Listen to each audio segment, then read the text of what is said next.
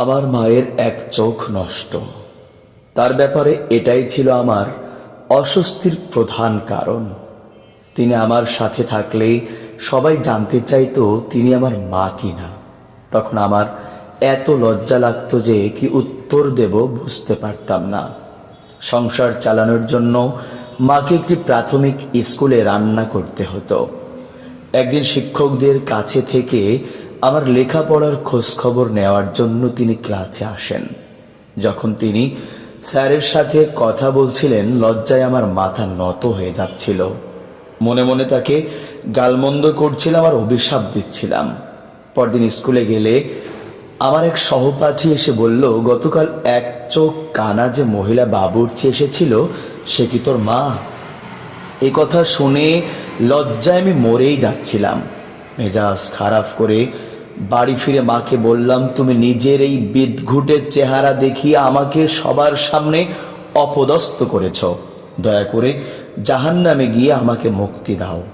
তোমার মতো এক চোখা মা, এক চোখা কানা মা থাকার চেয়ে না থাকা অনেক ভালো।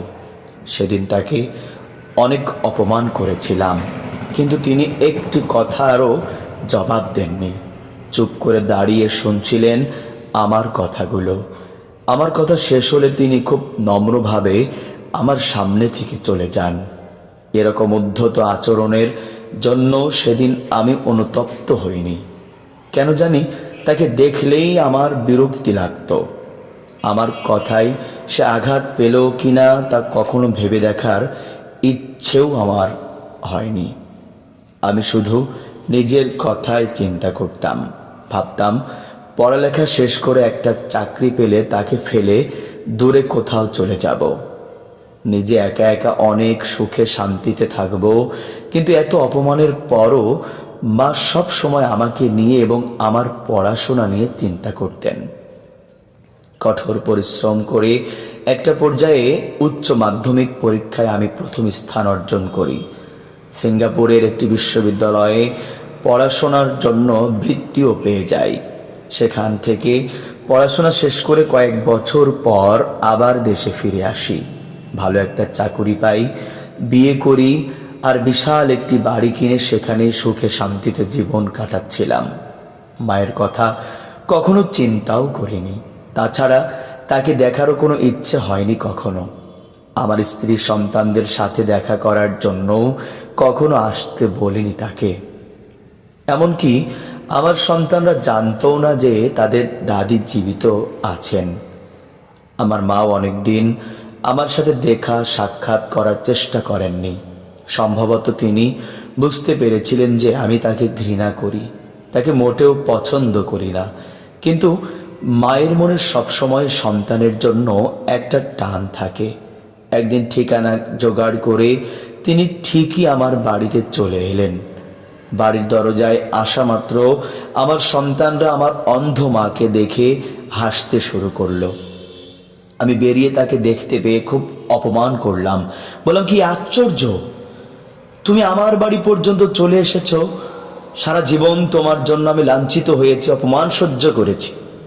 এখন একটু সুখে শান্তিতে আছি, তাও কি তোমার সহ্য হচ্ছে না? তুমি কি তোমার কুৎসিত চেহারা দেখে আমার সন্তানদের ভয় দেখাতে এসেছ? তিনি শান্ত গলায় বললেন, ক্ষমা ভিক্ষা চাচ্ছি বাবা, ভুলে রাস্তা হারিয়ে এখানে চলে এসেছি, আমি এক্ষুনি চলে যাচ্ছি। এই বলে তিনি আর অপেক্ষা না করে ধীরে ধীরে হাঁটা শুরু করলেন। বয়সের ভারে ভেঙে পড়া শরীর নিয়ে তার হাঁটতে কষ্ট হচ্ছিল খুব। তবুও তার সেই কষ্ট আমার ভেতরে একটুও আলোড়ন সৃষ্টি করেনি সেদিন। একদিন স্কুল থেকে প্রাক্তন ছাত্রদের পুনর্মিলনের নিমন্ত্রণ পেলাম। আমার জানা মতে মা তখনও স্কুলের বাবুর্চি হিসেবে কাজ করতেন। স্ত্রীর কাছে অন্য কোথাও যাওয়ার কথা বলে স্কুলের পুনর্মিলনীতে চলে এলাম। কৌতূহলবশত আমার আগের প্রতিবেশীদের সাথে দেখা করে পুরাতন বাড়ির খোঁজ নেওয়ার ইচ্ছে জাগলো মনে। তবুও মাকে দেখার কোনো ইচ্ছেই আমার ছিল না।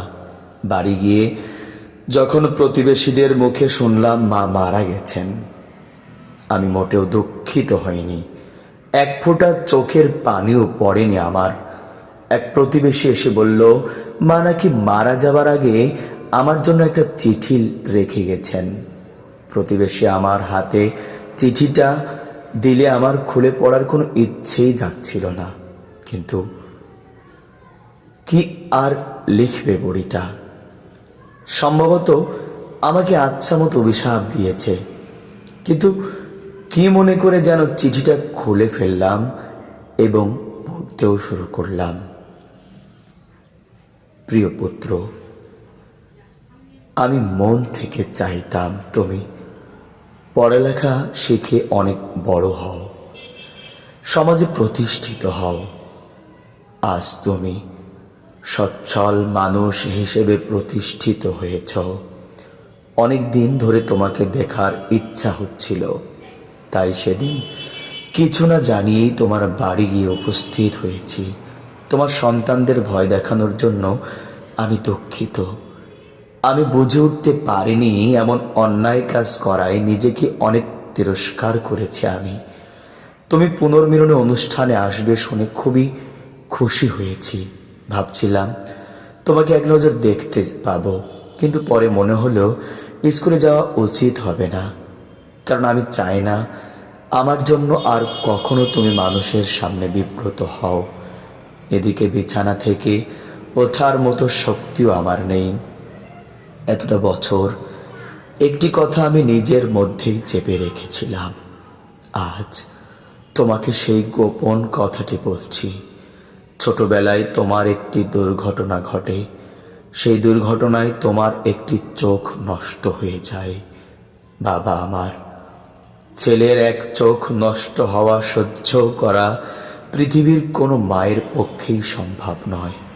তাছাড়া চোখ হারিয়ে তোমার অসম্ভব কষ্ট হচ্ছিল। ভালো মতো চলাফেরাও করতে পারছিলে না। তোমার সেই অবস্থা দেখে আমি অত্যন্ত কষ্ট পাচ্ছিলাম, কিন্তু টাকা দিয়ে চোখ কিনে তোমার অপারেশন করানোর সামর্থ্য আমার ছিল না। তাই অনেক ভেবেচিন্তে নিজেরই এক চোখ তোমাকে দান করেছিলাম, যেন জীবনে তোমার কোনো কষ্ট না হয়। এরপর অপারেশন করে ডাক্তার আমার এক চোখ তুলে তোমাকে দিয়েছিলেন। তোমাকে এক চোখ দিতে পেরে আমি যে কি পরিমাণ খুশি হয়েছিলাম তা যদি তুমি জানতে। যখনই ভাবনায় আসতো যে আমার সন্তান আমার চোখ দিয়ে দুনিয়া দেখবে, তখন যে কি পরিমাণ ভালো লাগতো তা বোঝানোর ভাষা আমার জানা নেই। জানি না তোমার সাথে আমার আর কখনো দেখা হবে কিনা, তবুও দোয়া করি যেখানেই থাকো আল্লাহ তোমাকে সুস্থ রাখুন।